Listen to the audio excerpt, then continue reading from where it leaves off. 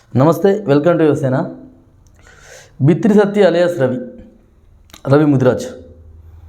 So ఇతను ఎప్పటి నుంచో పాపం అన్నగారు ఎప్పటి నుంచో తన స్వయం శక్తితోని తన కాలం మీద తాను నిలబడుతూ చాలా పెద్ద దాన్ని ఏమంటాం స్థాయికి దిగాడు. ఎంత పెద్ద స్థాయి అంటే సెలబ్రిటీలు కూడా తనని కావాలనుకొని వచ్చేంతలా ఎదిగాడు. అలా ఎదిగినటువంటి ఒక బిత్రశక్తి రాజకీయాల పర్పస్లో కాకుండా ఎంటర్టైన్మెంట్ వేలో వస్తే బాగుండేదేమో. సో అప్పుడు కొంచెం రాజకీయాల్లోకి వెళ్ళాడు, పార్టీకి సపోర్ట్ ఇచ్చాడు, మళ్ళీ గొడవ అయింది, తిట్లు తిన్నాడు, ట్రోలింగ్ చేశారు పాపం అతని మీద, చాలా గొడవలైనవి. సో అప్పటి నుంచి అయినా కాస్త మంచి వీడియోలు చేసుకుంటాడేమో మనవాడు అని అనుకున్నారు చాలామంది.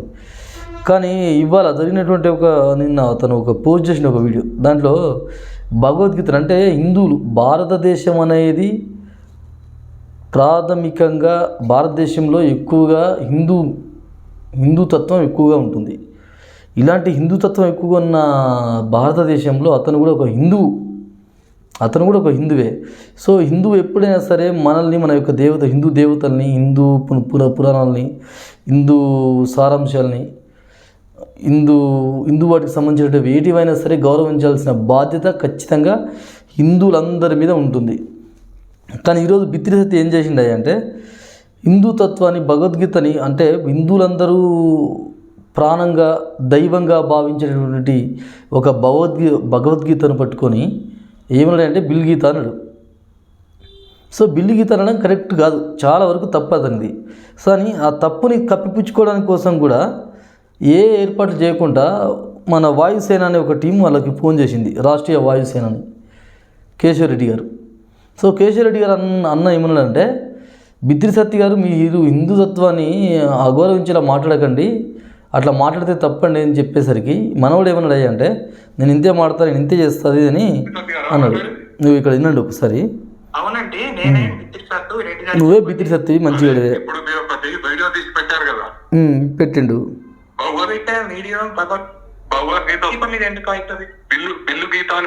బిల్లు గీత ఎస్. హలో మీరు చాలా ఎక్కువ చేసుకోండి. ఎప్పుడన్నా ఫోన్ చేస్తాను మీరు ఎన్నో ఇష్యూలు అంటే మీరు రెగ్యులర్ ఏదో చేస్తుంటారు కదా, ఎప్పుడన్నా కాల్ చేస్తామా మీకు? మేము చేయలేదు. ఎందుకు భగవద్గీతకి చేస్తారు మీరు? హలో చెప్పండి.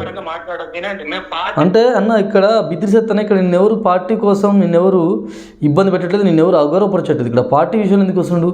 నువ్వు ఇచ్చిన స్టేట్మెంట్లోనే బిల్లు గీతాన్ని నువ్వు స్టేట్మెంట్ ఇచ్చావు కాబట్టి, అంటే హిందువులందరూ దైవంగా భావించేటటువంటి ఒక భగవద్గీతను నువ్వు ఈరోజు ఏమనంటే బిల్ గీతాన్ని కించపరిచినవు. అది కించపరచడమే అవుతుంది. ఎందుకు అవుతుంది అంటే, ఇప్పుడు నువ్వు అంటావు నా మాట ఎంత, నా స్టైల్ ఎంత, నా యాస ఎంత, నేను ఏదన్నా అంటావు. రేపు ఇంకో 10 మాటలు అంటావు అంటే ఊరుకోరు కదా. అంటే ఇక్కడ ఏంటంటే మన నోటి నుంచి వచ్చే ఒక వర్డ్ అనేది ఎంత ఇంపార్టెంట్ అంటే, ఆ వర్డ్ వల్ల అసలు ఎవరికైనా ఇంపాక్ట్ అవుతుందా లేదనేది చూసుకొని మాట్లాడుతున్న అవసరం నీ పైన ఎంతనే ఉంది. అలా లేకుండా ఇప్పుడు హిందువులందరూ దాన్ని ఏమంటావు అంటే గౌరవంగా భావించేటటువంటి ఒక భగవద్గీతను నువ్వు బిల్గీతను కరెక్ట్ కాదు. సో దాన్ని కూడా నువ్వు సమర్థించుకుంటున్నావు. ఎట్లా సమర్థించుకుంటున్నావు అయ్యా అంటే, నేను ఇంతే అంట, పోయి కేసు పెట్టుకోపో అది అనడం కరెక్ట్ కాదు కదా. కంప్లైంట్ ఇచ్చుకోపో అంటే నువ్వేం మాట్లాడినా సరే కంప్లైంట్ ఇచ్చుకోపో అంటే ఇట్లా నువ్వు ఒక సోషల్ మీడియా ఇన్ఫ్లుయెన్సర్వి. అంటే నీ మాట కొన్ని లక్షల వేల మంది వింటారు, కొన్ని కోట్ల మందులు వింటారు. సో నువ్వు మాట్లాడే విధానం ఎట్లా ఉండాలంటే సమాజానికి మార్గదర్శకంగా ఉండాలి. కానీ నా ఇష్టం, నేను ఏది పడితే అది మాట్లాడతా, నేను ఏది మాట్లాడినా సరే చెల్తుంది రాష్ట్రంలో, నేను ఎంత తప్పుడు కూత కూసినా ఈ రాష్ట్రంలో అందరు వింటారు అనుకోవడం మాత్రం కరెక్ట్ కాదు కదా. సో ఇప్పటికైనా హిందూ సంఘాలకి అందరికీ ఒక్కసారి నీ వీడియోలో క్షమాపణ కోరుకుంటే సరే. నేనేమన్నా నాకు అంత లేదండి, సరే ఆ టైంలో ఏమన్నా తెలియదు, బట్ ఎవరికైనా మనోభావాలు దెబ్బతింటే నన్ను క్షమించండి అని ఒక చిన్న క్షమాపణ నీ నుంచి ఒకే 30 సెకండ్స్ వీడియో వస్తే ఈ హిందూ సంఘాలు ఎలాంటి నీ మీద హరాస్మెంట్ ఉండదు, లొల్లి ఉండదు, గొడవ ఉండదు. So thank you so much. Stay tune to Yuvasena.